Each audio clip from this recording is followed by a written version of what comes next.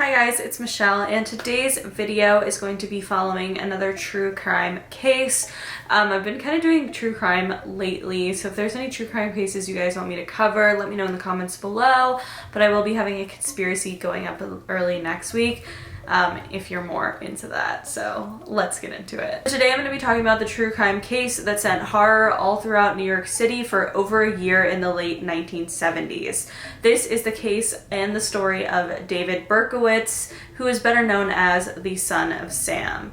Like all serial killers that we've ever talked about, we're going to take a look into David Berkowitz's early life. David Berkowitz was actually born Richard David Falco in Brooklyn, New York on June 1st, 1953. His birth mother was a Jewish woman and his birth father was an Italian man, so we thought, but we're going to talk about that later. After a few days of him being born, he was adopted by Pearl and Nathan Berkowitz, and they ended up changing his name. They basically just switched his middle and first name and they made him David Richard Berkowitz. So David was told at a young age that his biological mother actually passed away during childbirth. This weighed incredibly heavy on him because as a young kid, he couldn't understand that wasn't his fault. Like, if someone dies during childbirth, it's not because of the child didn't do anything wrong.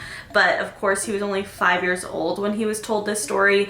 He genuinely believed that it was his fault that he killed his mother and all of these horrible things, and just a horrible burden that any 5-year-old would have to go through. He would even have nightmares about his birth father coming into his house and killing him because he was mad at him for killing his wife or his birth mother. David, at a young age, was relatively troubled, just like any other serial killer I feel like we have ever talked about. Any serial killer I've ever researched definitely showed some signs at a young age. For example, David would set fires a lot, and totaling in his life, he wrote it down in his diary that he set over 1,500 fires throughout New York City. He even poisoned his mother Pearl's parakeet because he was so close to his adoptive mother Pearl that he didn't want anyone else to get in the way. So he literally poisoned her bird because he wanted just to be closer to his mom. He was a pretty troubled kid in school. He would get into trouble. He talks about this later because there's actually documentaries where you can watch this man talk. I was born with ADD, attention deficit disorder,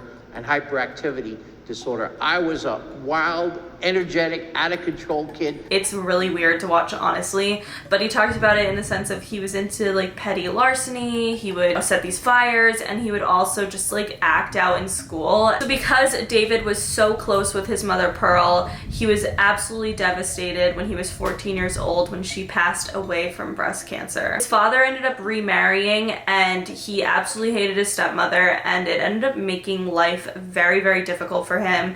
So when he was 17, after he graduated high school, he actually enlisted himself in the US Army. He ended up serving in Korea and then later back in the United States in Fort Knox. So David was always a super lonely kid, and in 1973 when he was in Fort Knox, he actually turned to the Baptist church. He even got baptized, and he just wanted to feel a part of something because he always noticed families would get together on Sundays and go to church, and he wanted to be a part of this. So he was discharged from the Army in 1974 and he returned to New York City. This was when he enrolled in the Bronx Community College, and he was just kind of taking courses. He was working as a cab driver, doing a couple odds and ends, and just trying to make ends meet. He really started to fixate on his birth parents, and he really wanted to know who his birth father was, because clearly, according to the story that he was told his entire life, he knew that this father was alive, and he wanted to know who he was, and he wanted to form a relationship with him. So he called his adoptive father Nathan and demanded to know the truth. This was when David Berkowitz actually discovered that his birth mother was alive and his adoptive parents had been lying to him his entire life. His birth parents were named Betty and Tony Falco, and now he was on the search for them. After a whole year of searching, David ended up finding his birth mother Betty, and he ended up talking to her, and she told him that the reason that they gave him up for adoption was because he actually wasn't Tony Falco's kid. Her and Tony Falco had been married, and they got married at a super young age, and then they kind of like broke it off, but were still legally married while she was having an affair with a man named Joseph Kleinman. Now, Joseph Kleinman was also married with his own children from like a whole different relationships, and so he wanted nothing to do with Betty's kid. So that is why David was put up for adoption. Now, this made David incredibly angry, but he did not say anything about it. He just kept it in and decided to pursue a relationship with his birth family. He even became close with his sister Rosalind and her children, but ended up leaving the family and never talking to them again, because he said that he felt such a strong urge to kill them that he didn't want to hurt them, so he just left it and never talked to them again. He later claims that this isn't true and that's just what the media wanted to spin and what psychiatrists wanted to spin, but I don't really think that he's a reliable source, so it's kind of confusing. In 1975, David Berkowitz became incredibly fixated on the occult, Satanism, and just all of these dark energies, dark spirits. He really got into it. He actually joined a cult, he claims. He began reading the Satanic Bible, and he claims that this cult had a headquarters in Yonkers and would have frequent meetings and satanic rituals in Untermeyer Park, which this park is known for that. Like, it has very weird satanic structures and statues and things like that, so it's not necessarily impossible. It's definitely possible that he did join a cult. David claims to this day that this was when he began to let in these entities, these dark entities, these demons into his soul, and that was when the big personality switch happened for him, and he became this very aggressive person. He was also using a lot of psychedelics during this time, and that obviously also can, inhibit the way that a person thinks. On Christmas Eve of 1975, David actually attacked a woman leaving a grocery store, but the woman ended up getting away, and then a little bit later that night, he attacked a 15-year-old girl with a knife, and the 15-year-old girl also got away from David, and that was when he decided that a knife was not a great form of a weapon for him, and sadly he later switched to using a gun. David had wrote and also talked about that he wanted to kill a woman because he wanted to get revenge on all of the women who had hurt him in his life, including his mother and his adoptive mother. From 1976 to 1977, he ended up moving to an apartment in Yonkers. In his new neighborhood, there was a bunch of dogs that were always barking, and this ended up becoming a huge problem for David, and probably part of the story that you might have heard before. So this is all according to David, by the way, and because he was involved with the satanic cult, he was trying to connect with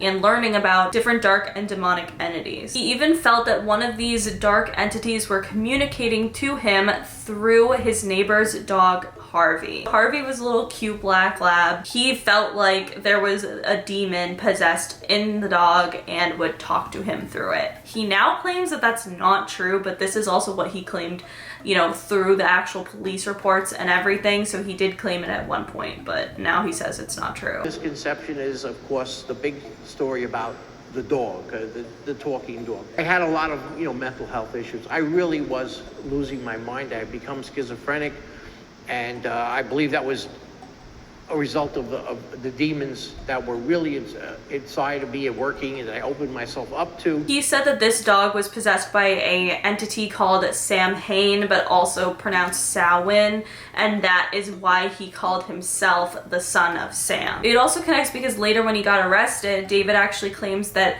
Sam Carr, who is the owner of Harvey, the dog, his sons, so the actual sons of Sam, named John and Michael Carr, were also involved with this satanic cult.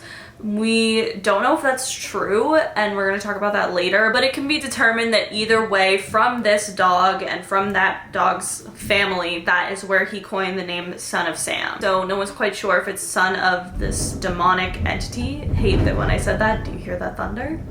or if it's because literal sons of Sam. Like we said, no one's really quite sure if that's true. He kind of contradicts himself a lot, so it gets a little bit confusing, but I'll try to explain it the best that I can. At one point, ultimately, he claimed that the reason that he committed the crimes that he's committed, that we're going to talk about in a second, was because this dog, the demon, would take control of this dog and would bark, and David said he would hear commands from this demon dog of who to kill and when and all that stuff. So according to him, the demon wanted revenge and just used the dog as a vessel, I guess, to communicate with David. It's also important to know, like we said, that he was on several drugs at this time. The dog Harvey was also shot, but luckily survived, but no one knows for sure if it was David, but obviously we can kind of assume. But whoever or whatever it was that was convincing David to do terrible things, it eventually did get to him because he committed some of the most horrifying killings that New York City has ever seen. On July 29th of 1976, Donna Loria and her friend Jody Valentini were sitting in Jody's parked car in the Bronx when they were shot. Donna sadly passed away instantly, and Jody ended up surviving to tell the story later, and she described this man as a man in his 30s with a fair complexion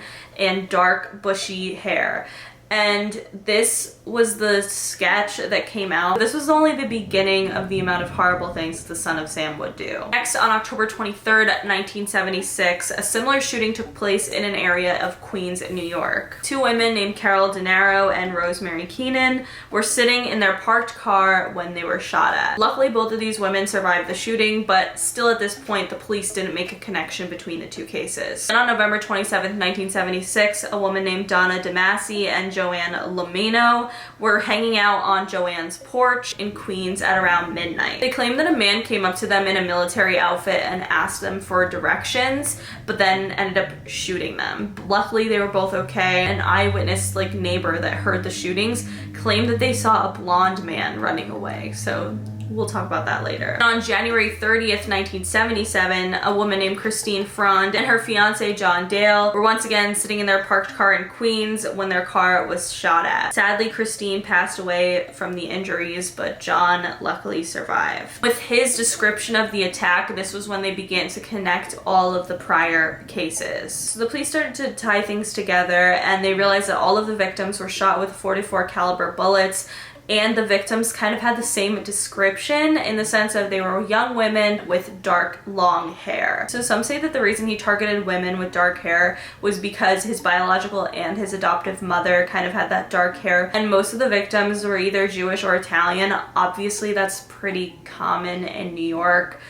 To be either Jewish or Italian, but he specifically targeted the people with dark brown hair and kind of, I guess, similar features to that of Jewish or Italian, because obviously, I mean, if you're Jewish or Italian, you probably get confused for one or the other quite a bit. On March 8th of 1977, a Columbia University student named Virginia was walking home when she was shot. This was really sad, and the police ended up declaring that this was definitely the same killer because they realized that the same .44 Bulldog revolver had been used in all of the shootings. So this is when people really started to get scared. It was a common theme for, young women with dark long hair were being killed, but not only that, but also young couples would be targeted who were sitting in cars together, and it just was a very scary time to be in New York City. On April 17th of 1977, a man named Alexander and his girlfriend Valentina Sereni were sitting in their parked car in the Bronx. Sadly, they were both shot and killed, and police discovered a handwritten letter nearby the scene of the crime. The letter was pretty long, but the gist of it said, quote, "I am deeply hurt by your calling me a woman hater. I am not, but I am a monster. I am the son of Sam." So this is, of course, when the media and the police began to refer to this serial killer as the son of Sam. On June 26th of 1977, a man named Sal Lupo and a woman named Judy Palcido once again sat in their parked car in Queens at around 3 a.m. They were shot, but luckily they both survived. On July 31st, 1977, the son of Sam would kill his last victim. A woman named Stacy Moskowitz and a man named Robert Volante were sitting in their parked car in Brooklyn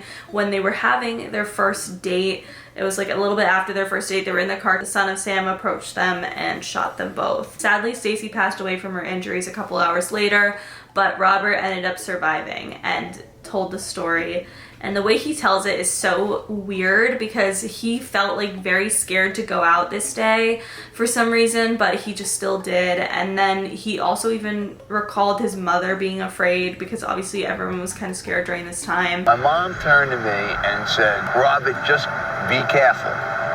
And I turned to her and I said, I said, don't worry, that's kind. I said, she's a blonde. It was like known that he mostly only killed dark-haired girls.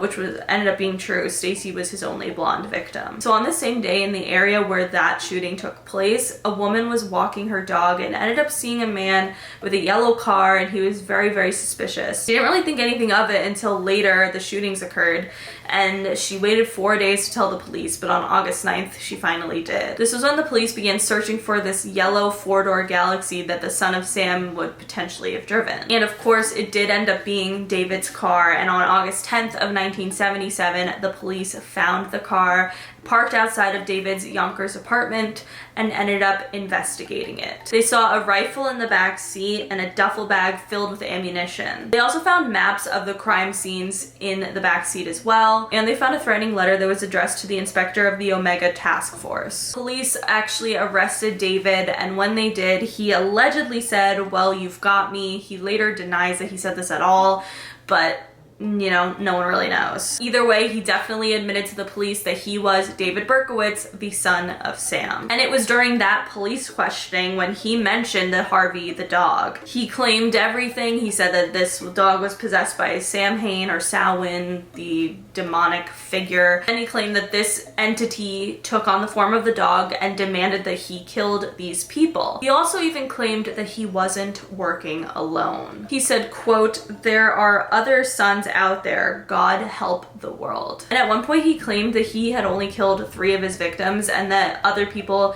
committed the crimes the other times, even though he was still there. He said he was still at the scene of the crime, but other people committed them. After being in prison for several years, he now claims that this isn't true. He kind of goes back and forth, and it's very, very confusing. I will say it is weird though, because there were couple discrepancies with the eyewitnesses and claiming who they saw and what kind of cars that they saw. Like the one from the porch that they literally saw a blonde man. Like I feel like it's really hard to mix up blonde and dark hair.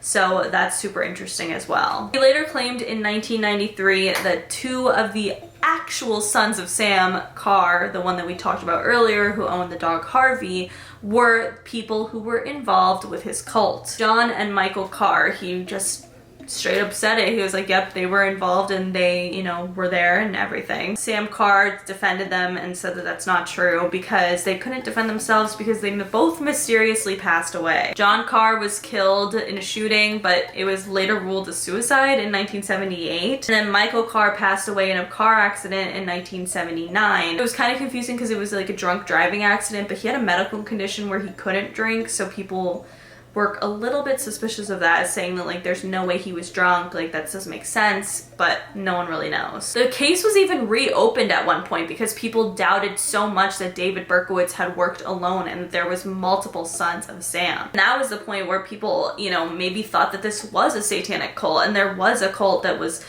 killing these people, but ultimately nothing ever came of the research and the case remains closed now. It's interesting because we'll probably never know the actual truth if this was a cult, if he was actually involved in this, or if he, is just a schizophrenic man who is saying these things that, weren't actually happening and didn't actually happen. The thing is we'll probably never know. So David's defense lawyers actually advised him to plead not guilty by reason of insanity.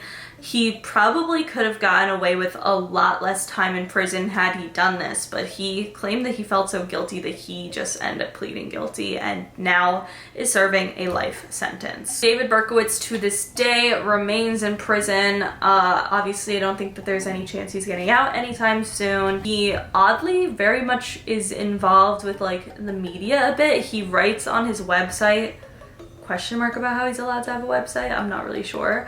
But he writes on his website every day different entries, like diary entries, so you can literally read them. It's actually really odd, like literally up until now. Like, he keeps writing in them.